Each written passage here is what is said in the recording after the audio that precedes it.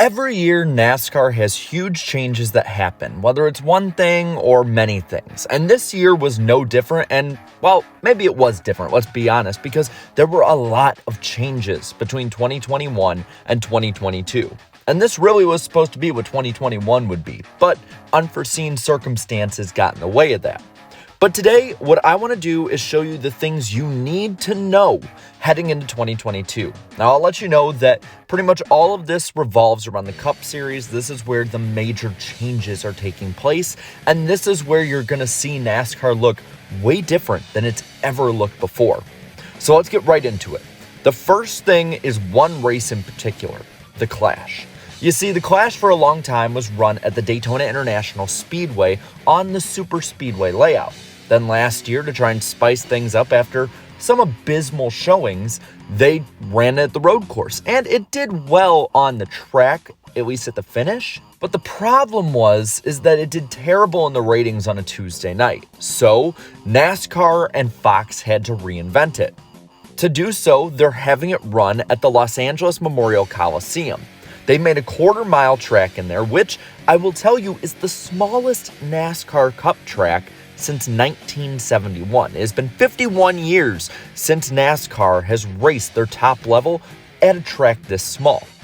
Now, it's open to basically everyone to make it in, but the thing is, right now, only Kyle Larson, the previous champion, the highest person in the points last year, is locked into the show.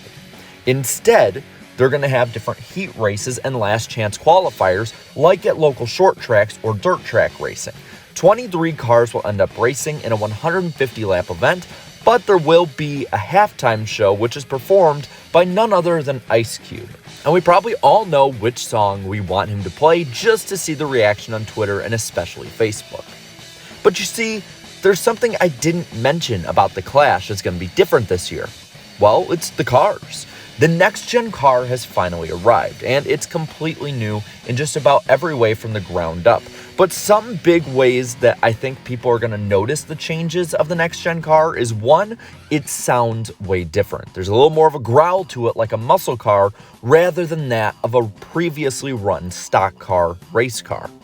But on top of that, you may see a lot of teams play it safe this year. Because of supply chain shortages, there's a shortage of cars that are being made, and there's a shortage of backup cars, which means drivers may tone it back when it comes to aggression because they don't have many of these cars right now.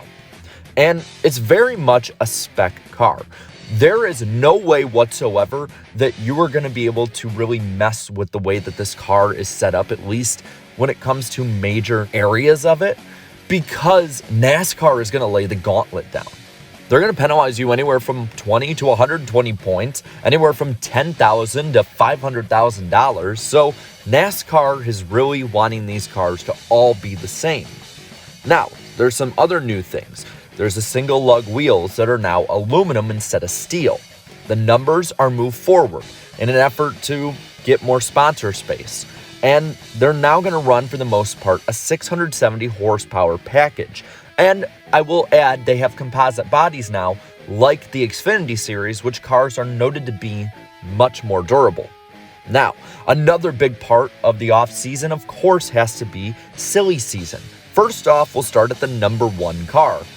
The newly formed one team of Trackhouse Racing, in which Ross Chastain will now drive for. This was previously the Ganassi team he drove for that has since been bought up by Trackhouse. Then, in the two-car, Austin Cindric will move from the Xfinity Series to Cup in replacement of Brad Keselowski. Keselowski is moving to his own team, the rebranded RFK Racing team, which he owns part of, along with Roush and Fenway. Colleague has jumped up to Cup now. They have two teams. One is the 31 car of Justin Haley, who is going to be running full-time in the Cup Series now.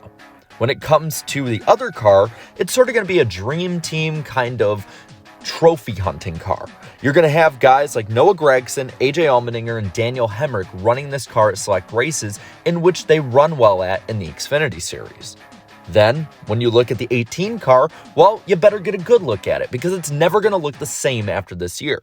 Because M&M and Mars is leaving NASCAR, so the candy machine will be no more after the 36th race of this year. As for someone who's going to be moving up also this year, Harrison Burton. He'll be moving up to the number 21 Wood Brothers car in replacement of Matt DiBenedetto. Todd Gilliland will be moving up from the Truck Series to front row in the 38 car this year to be teammates with 2021 Daytona 500 champion Michael McDowell. As for the Petty team, well, Petty has merged and rebranded with GMS to be Petty GMS Racing. This will mean that they'll have the 43 with Eric Jones, as was stated before. But on top of that, they'll have the 42 car now with Ty Dillon moving back up to the rebranded team in the Cup Series. Whether or not Dillon stays for long is up to debate. As for another move that's more high profile, Kurt Busch has moved out of Ganassi's bought-up team over to 2311 to be teammates with Bubba Wallace. He will be driving the number 45 Toyota, which will be sponsored by a few different sponsors, but primarily Monster Energy, which is coming over with him. Now, another team that had been announced all the way back in 2019 is finally showing their faces in Cup in 2022. That is the Money Team. They're going to be running the number 50 Chevrolet, coming up at Daytona for the Daytona 500 with Kaz Grala, and have made different statements that they want to go for at least 15 races in Cup this year. Now, the other big change, and the last one I'm really going to go over in an overarching pattern here, is the schedule. Of course, we talked about the Clash. I don't think we need to go into further detail about that.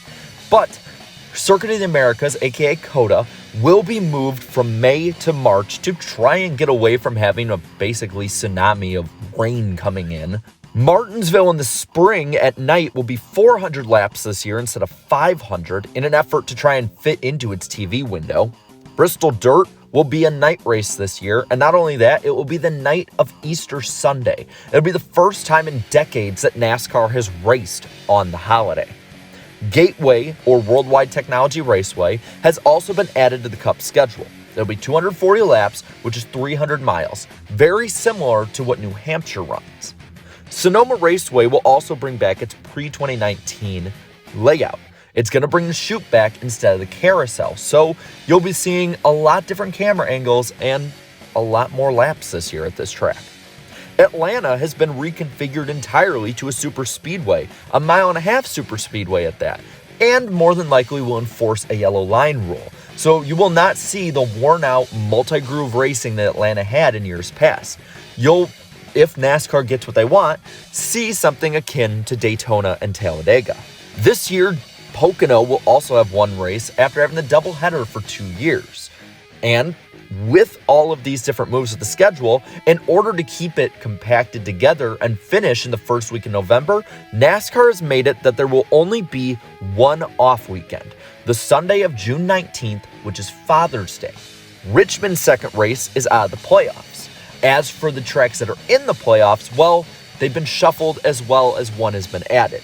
The first round will be the Southern 500 starting out again. Kansas moved up to the first round, and then finishing with the Bristol night race again. The middle round will see Texas moved up a round to the first race of the second round, with Talladega in the middle and the Roval finishing it off. Las Vegas has been pushed back into October to start the third round of the playoffs, with Homestead after that being moved back in. Then the season will end with Martinsville as the second to last race, and the last race being at Phoenix for every one of the top 3 series. There's a lot of changes going into this year. I know I didn't cover all of them, but I think these are the big ones you need to know heading into this season. Now I want to hear from you. Which ones did I miss, and which ones do you think will have the biggest impact on 2022? Let me know down in the comments below. While you're at it, leave a like on this video. Share this video and subscribe to my channel for more great NASCAR content. Thank you to all my channel members for your support. And if you missed it, be sure to watch the NASCAR Weekly Podcast, which aired on my channel last night. So until next time, have a good one.